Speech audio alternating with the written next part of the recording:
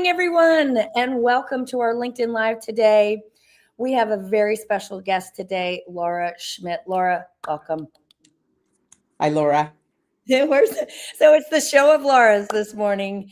Laura, it's so nice to have you, and this is such an important conversation to be having. So I want to open with a quote that actually comes from you. At no time has our species been more bombarded with stuff that is designed to get us hooked. And food, specifically ultra processed food, being one of them. And that's exactly what you're going to be breaking down for us today. So, welcome to Hooked on Food with Dr. Laura Schmidt. Laura brings a multidisciplinary approach to solve for truly what is an intractable issue. But hopefully, we're going to feel a sense of hope after our conversation today. She's both has a background both in public health and sociology. And so she's a professor at the UCSF School of Medicine. She heads up the UCSF Food Policy Lab. She works directly with policymakers to design policies that reduce the consumption of ultra-processed foods. She is frequently in the media, which is actually how I heard her on an NPR affiliate station. She was amazing. I encourage you to check out her TED Med talk, as well as a couple of other recent talks that April will be posting. So as usual, please share where you're coming from. I'm actually coming from right across the bridge from you, Laura. I'm actually staring at the Golden Gate Bridge right now. I'm on the Marin side. Usually I'm on your side. But both of us today are coming from the San Francisco Bay Area. So please share where you're coming from. It looks like so far we've got Denver, Arizona, Minneapolis. So good to see all of you. And as usual, please share your questions and comments as we go through. So I want to start first, Laura, with your story. Can you share a little bit about what inspired you to do this work? Yeah, so I got my start at one of the premier alcohol research institutes funded by the NIH back in the 1980s and 90s. And I was studying alcohol problems, and I was particularly interested in the questions around why people in lower income brackets are more likely to experience alcohol problems.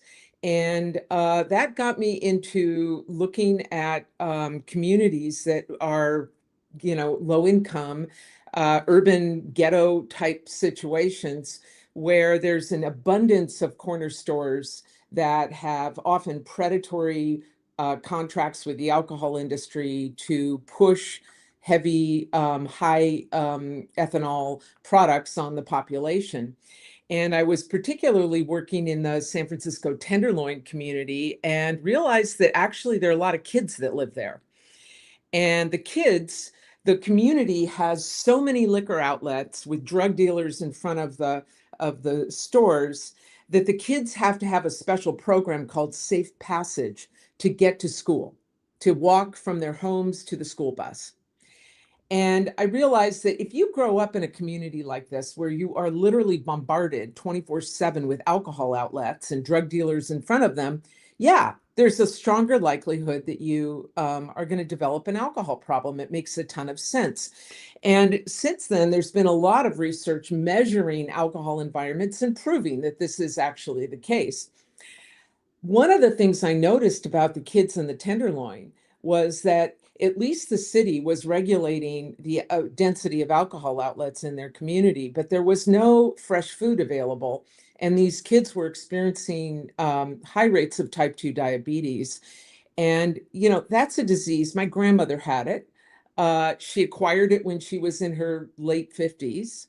And, back in my day, that type 2 diabetes was a disease of adulthood.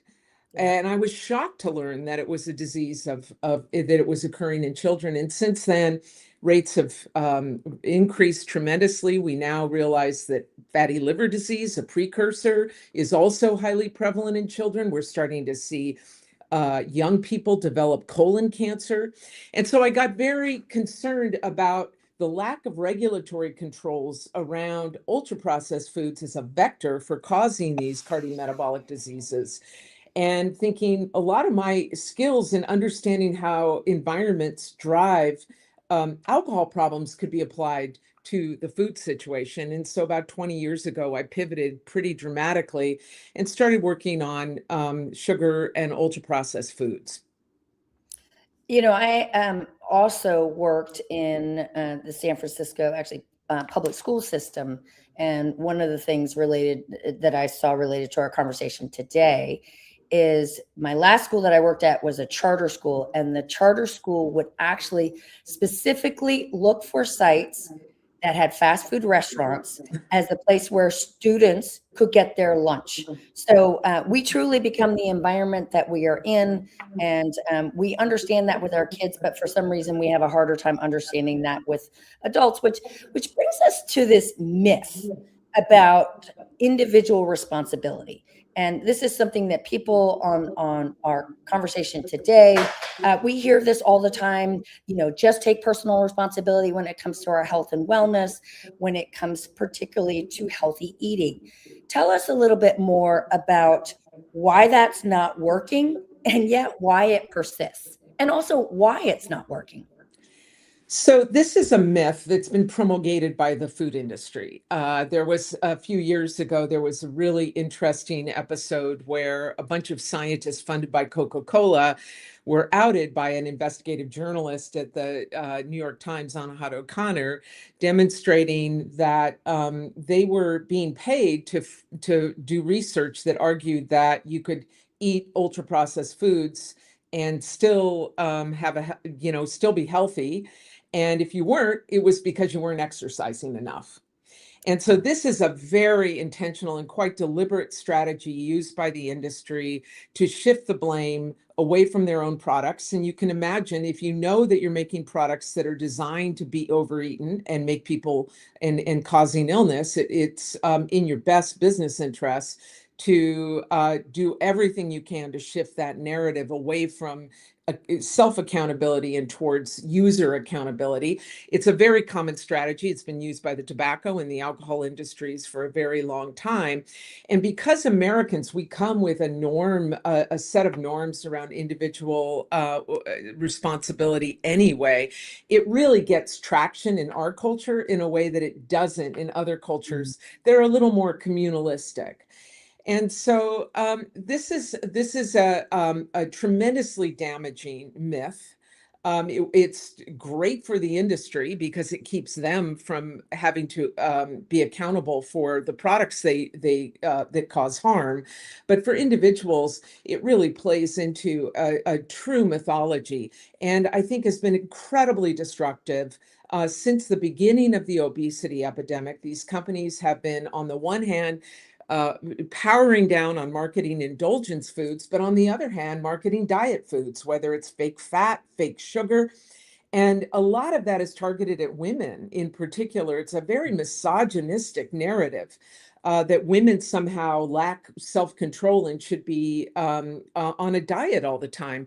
And of course, this has gotten our whole society on this yo-yo dieting dynamic that is really, really unhealthy from an individual weight loss standpoint.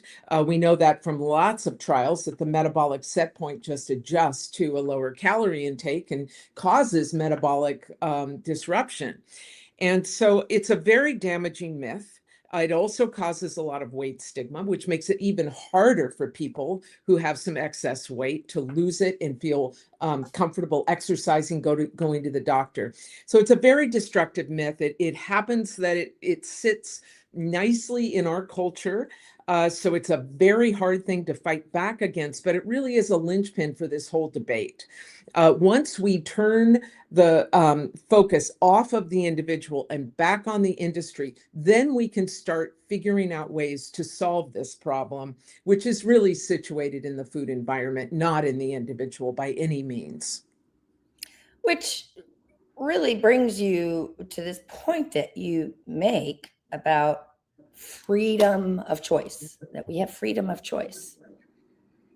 It's Tell a us. complete illusion, Laura. It's again, it's an illusion that has been very carefully crafted by the food industry.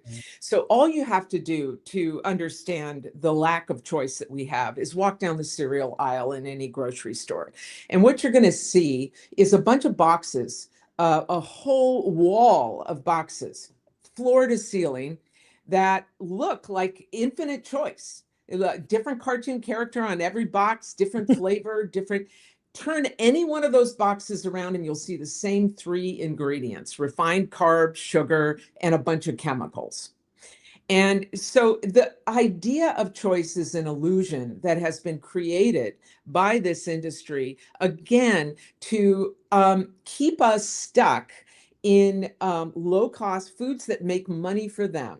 They're cheap, they're convenient, they're shelf stable, they're even lightweight so that they don't have to be they're not expensive to transport. So our food system is really set up effectively to serve the industry. The problem is it's not serving us. And again, to our listeners, and it's so nice to see we've got a lot of people coming in here, including, it looks like the most number of people are coming from Colorado. Please share your Oh, comments, yay. any questions. The lowest obesity rate in America is in Colorado. I want to know Oh, what your magic is. Yeah. oh, wow. So let's talk about a little bit more about, why we can't stop eating unhealthy foods. So fortunately, we've got a lot of evidence that has accumulated on what is it about this food that causes people to overeat it. And this evidence comes from a bunch of different disciplines. It starts with the head of the National Institute on Drug Abuse, who was one of the first scientists to use neuroimaging to image addiction, namely dopamine downregulation in the brainstem. And this is, so we know we actually have diagnostic tools to image people craving food, eating food of different types, and to understand how that triggers dopamine reward systems in the brain. It turns out that the footprint in the brain looks a lot like the footprint for tobacco. The dopamine that's triggered is about at the same level as you would see for nicotine. And it is not a surprise that the tobacco industry was really instrumental during the 20th century at launching ultra processed foods. They owned the biggest food companies in America in the 1980s and 1990s, which is right when ultra processed foods were scaled up in our food supply. So we know from neuroimaging research that there's evidence that there's an addictive response that looks a lot like cigarettes. In addition, we have very well-controlled randomized clinical trials. Kevin Hall at NIH, no longer at NIH, was the pioneer in this type of research, where you literally lock people up in a hospital and you feed them either an ultra processed diet or a somewhat identical in terms of macronutrients and other factors, a minimally processed diet. And in that experimental paradigm, people eat about 500 calories per day more when they're on the ultra processed diet. We currently have a lot of research going on. I'm involved in this myself, trying to understand what is it exactly about the UPF that is causing people to overeat it. But what we currently know is that people are overeating it by a large amount. So 500 calories a day is kind of almost as many calories as you'd be getting if you were eating an extra a Big Mac before bed, right?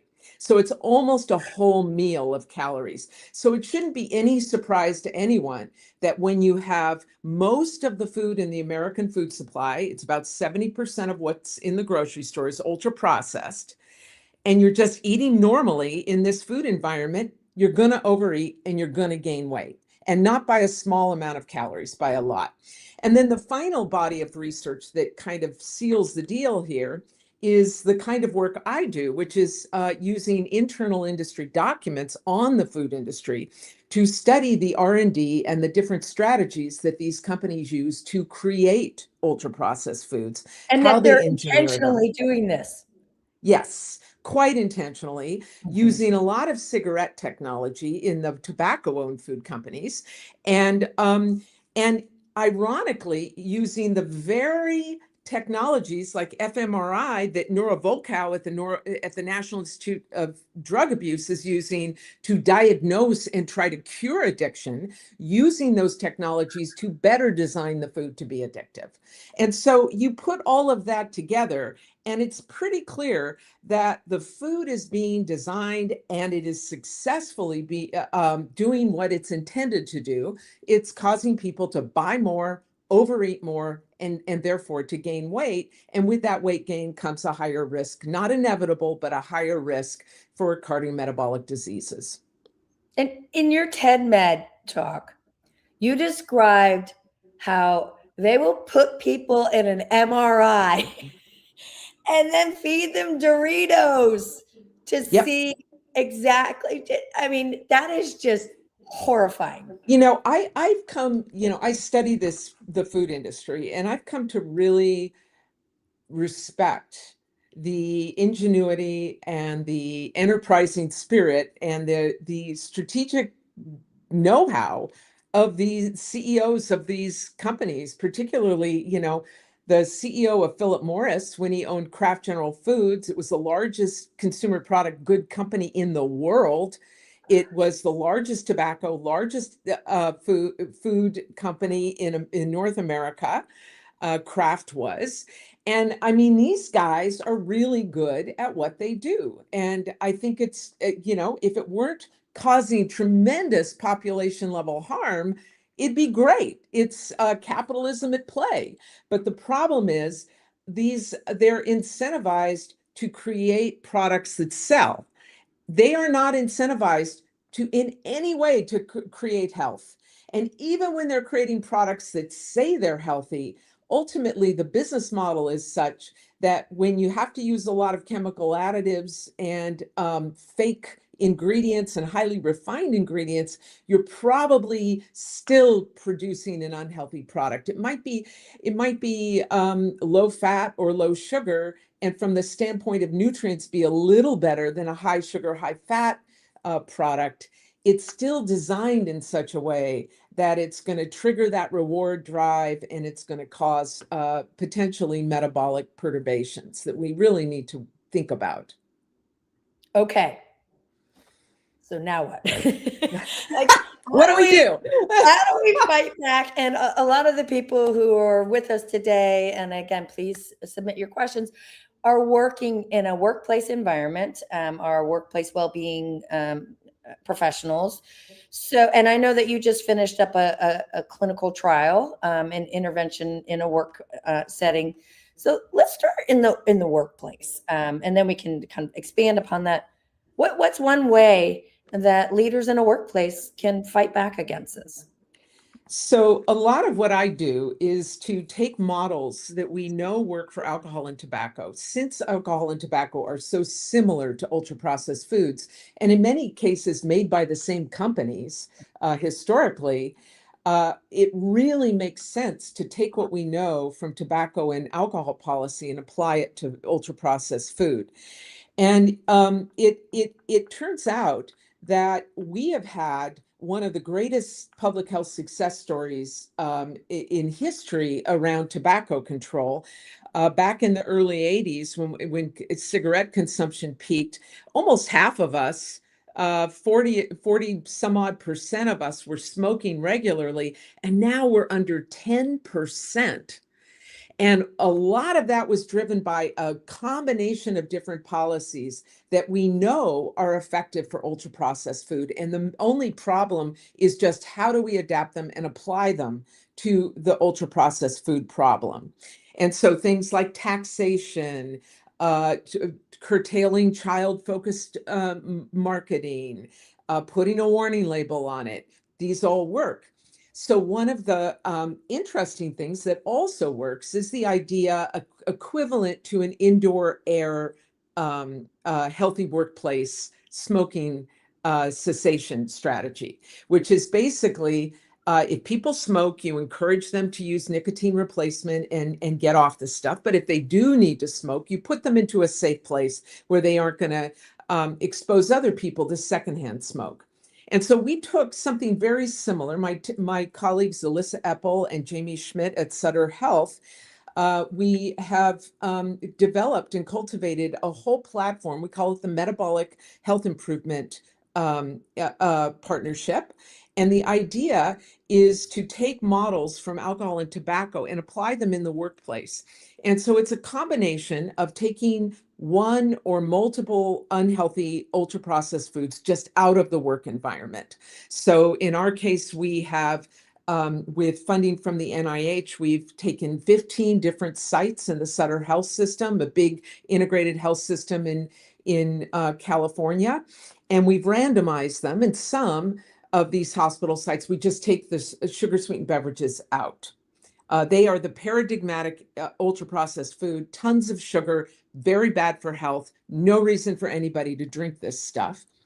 And so we take those out, and then in addition to that, we make available a brief counseling intervention that's very similar to what workplace wellness folks use for alcohol and tobacco, which is about a 10-minute counseling intervention where we assess how much sugar are you consuming, how much would you like to quit, would you like to reduce your workplace. We're taking soda out of your face. It's not going to be in your vending machines or your cafeterias. Now would be a great opportunity to cut down or quit. So we have we've done, this is our third clinical trial on this intervention. This is the most expansive. It's 15 sites. We measure our primary outcomes, our health biomarkers, blood biomarkers like fasting insulin and fasting glucose, the pre-diabetes type of markers, as well as lipids for looking at heart disease risk.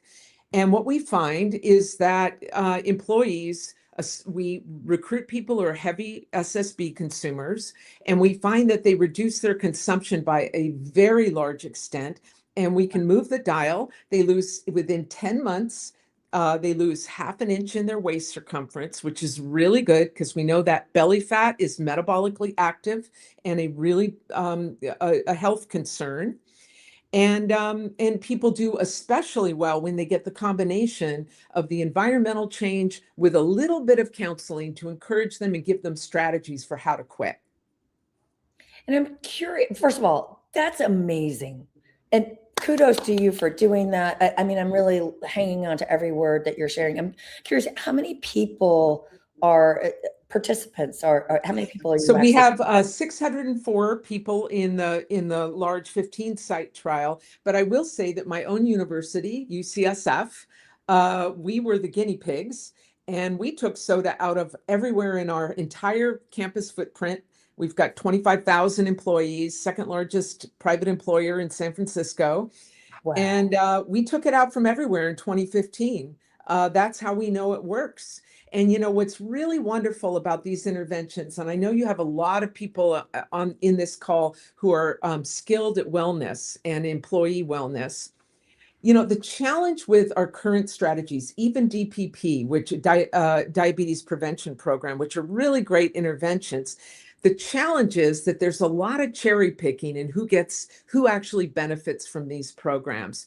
You need a lot of time, you need a lot of energy and wherewithal to sit through a DPP class and lose weight and exercise and all of that. And so what we find is that we build into the workplace a disparity where the lower income paid employees don't get any benefit, and the higher income employees are the ones that use the wellness programs.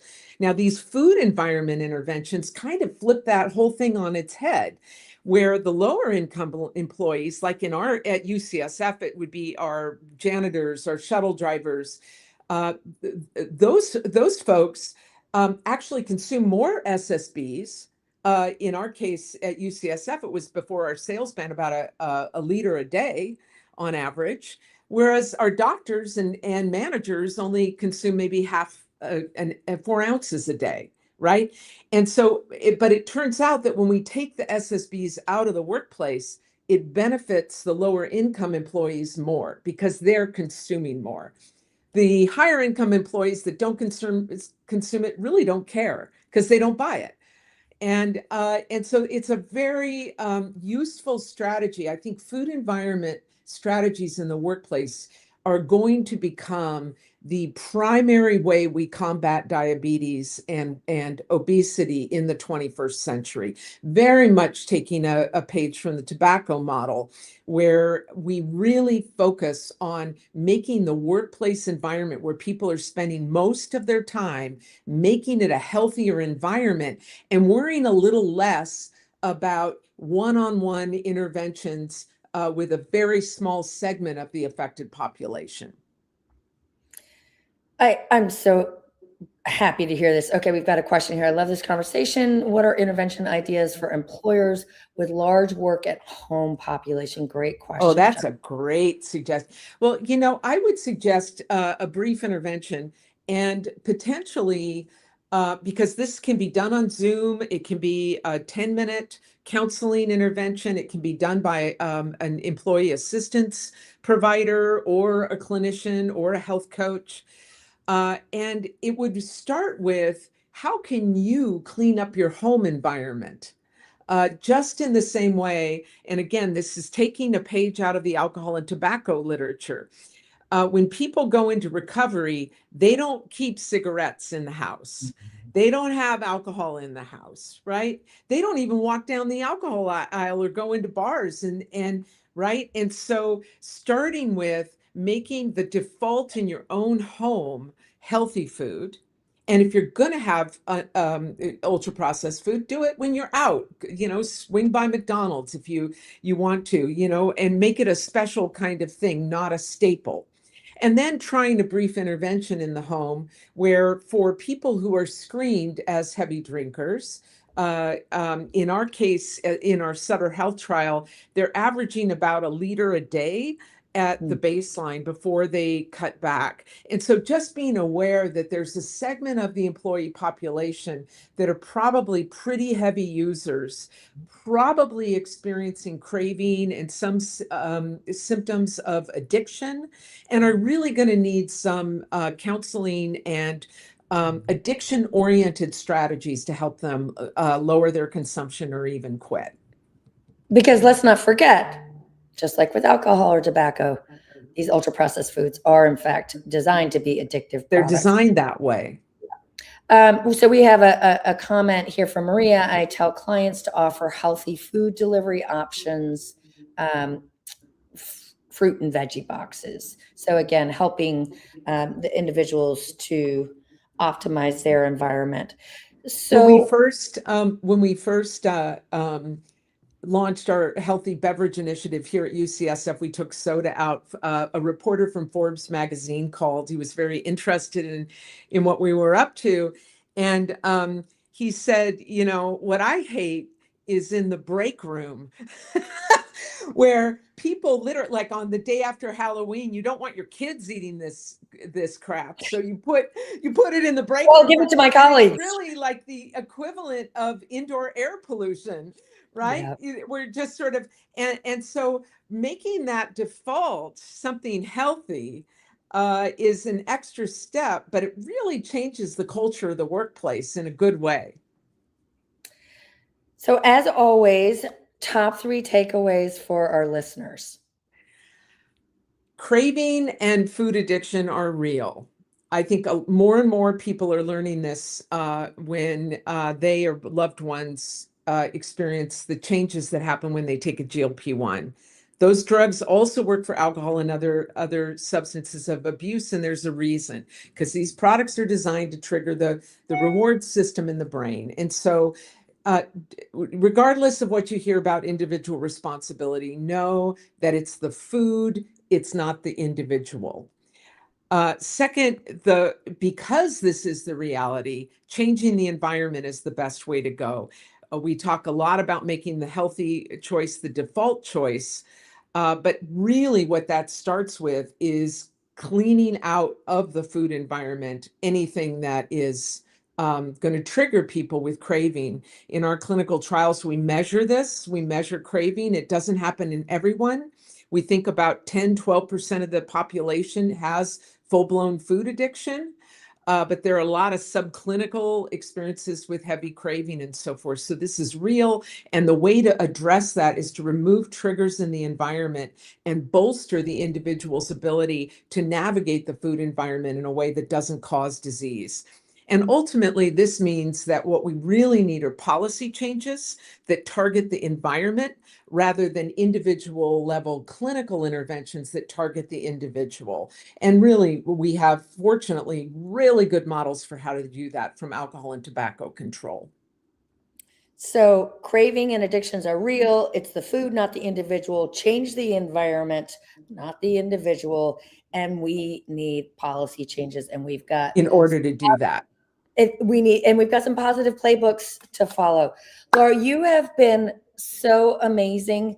And I know that people would love to follow your work. Can you very briefly, in our 30 seconds left, share how people can follow your amazing work? Yeah, I'm on LinkedIn and just Laura Schmidt, PhD.